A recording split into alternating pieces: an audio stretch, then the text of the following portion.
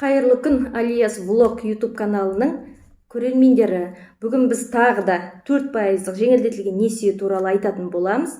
Себебі мен кеше өз каналыма осы 4% жеңілдетілген несие туралы, автонесие туралы салған болатынмын. Сол кезде бірталай адам комментарийге жазып сұрақ қойған еді. Зейнет жасындағы адамдар бұл 4% жеңілдікпен несие, автонесие ала ма? Екінші, кезекке қалай тұрамыз? Үшінші, қандай автосалондарға баруға болады? Қай автосалондарда көліктер бар? Яғни банкте ақша бар ма? Неше күн күтеміз деген сұрақтар болатын. Бүгін қазір мен сіздерге сол сұрақтарға жауап беретін боламын. Алдымен менің каналыма тіркеліп, лайк басуды ұмытпаңыздар. Автосалондарды араладым, көрдім, өз көзіме көргенімді айтып шығайын. Қазір Ақтөбе қаласы бойынша айтатын болсақ, Ақтөбе қаласында бұл несиеге 4% несиені ілінетін автосалондардан Рено бар, Шевроле бар, Hyundai бар, Kia бар, Lada кірмейді. Басқа қалаларда болады.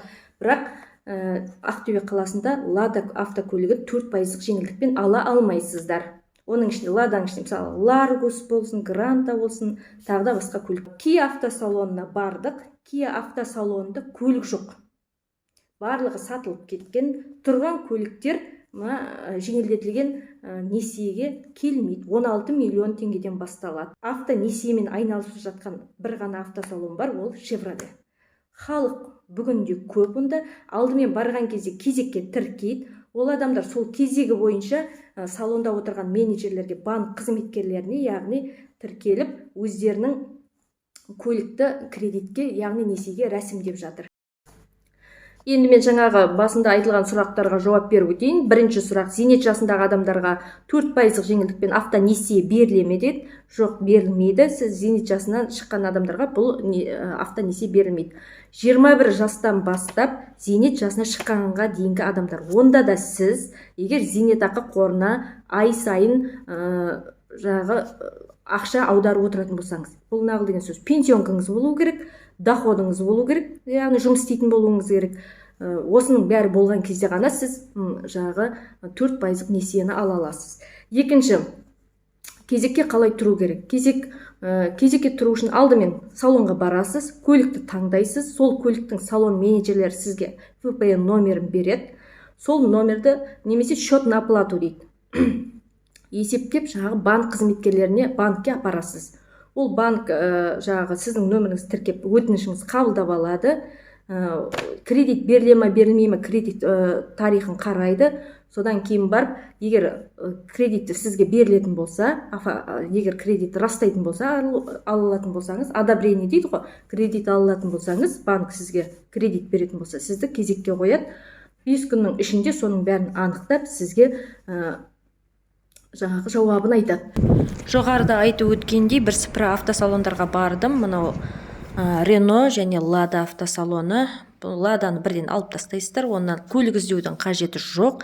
Ал Рено, мінеке, Рено Дастер 10 миллионнан жоғары. Ренодағы көліктер 10 миллион мен 15 миллионның арасын қамтиды. Сондықтан 10 миллион ғана кредитке беріледі. Ол туралы айтылып жатыр. 5 миллионды өзіңіздің қалтаңызға салып шығасыз. Сондай-ақ 10 миллионнан асқан көліктерге алғашқы жарна төлеу керек. 10%-дан жоғары. Осыны ескерерсіздер. Рено маркасында 4%-бен тек 3 көлік қана берілетін несиеге. Ол жаңағы Рено Дастер және міне Аркана, сосын Каптер деген көлік. Енді мына салонға келгесін құрғыл кетпейін деп, бір көліктің бағасын есептеттірдім. Мына Каптерді есептеттірдім. Негізен мына жерде көріп отырғандарыңыздай 13 миллион бағасы мына көрсетілген табличкеде. Алмаған салон менеджер 14 миллион 152 мың теңге деп жазып берді. Банк есептей келе, бұл 14 миллион теңгенің көлігі маған соңында қоспа доп оборудование дейді, каско бар, стандартный налог бар, сосын оформление бар 40 мыңға, гаидің, нотариустың, соның бәрін қосып көрген кезде 7 миллион теңге менің қалтамда болу керек болып шықты. 17 миллион теңгеден бір-ақ шықты. Мінеке, оның 10 миллионын ғана банк береді, және бұл 17 миллион теңгенің көлігі біріншіден 4%-дық жеңілдетілген несиеге қатыспайды. Сондықтан мынадай көліктеріңізді қымбатқа шығып кетпеу үшін егжей-тегжейлі салонның да, банктың да менеджерлерінен сұрап алыңыздар, біліп алыңыздар, сосын барып оформлять етіңіздер.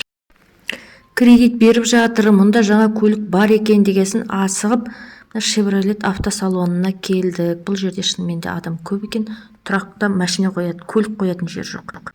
Салон толы адам. Chevrolet маркасынан Cobalt, Tracker және Nexia 3 көлігі 4% жеңілдікпен алуға болады. Осы 3 көлік бар, 4% жеңілдікке ілігіп тұрған.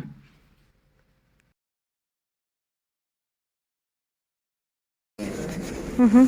6 миллион 490-дікін. Маған 5 жылға беріп тұр. %90 ай сайын? %19 мыңға шығып тұр. 119. 5 жылға. 7 жылға бұл 78 шығады. Жақсы екен, е? Ішіне ештеңе қоспайсыз ғой. Первоначальный взнос ештеңе жоқ. Қандай машина? Кобальт. Қаншаға шығып тұр? 5 жылға себебі жаңа пенсияға аз қалғасын 5 жылға нетіп жатыр. 119 мыңға. Егер 7 жыл болатын болса? 7 жыл болатын болса, онда 78 мыңға шығып тұр. Chevrolet Cobalt'ың бағасы нешеге шығып тұр? Сіз неше миллион теңгенікін есептеп тұрдыңыз? 6 миллион 490-дікін есептеп. Бүгін өздері хабарласамыз деді, ертең машинаңызды мініп кетуіңіз мүмкін, да? Мүмкін, әбден. Кеше кредит рәсімдеген адамдарды бүгін салонға қайтадан шақыртып жатырған көрінеді. Неге? Мүмкін көліктерін мініп кететін шығар. Ал сіздерге сәттілік тілеймін, сау болыңыздар.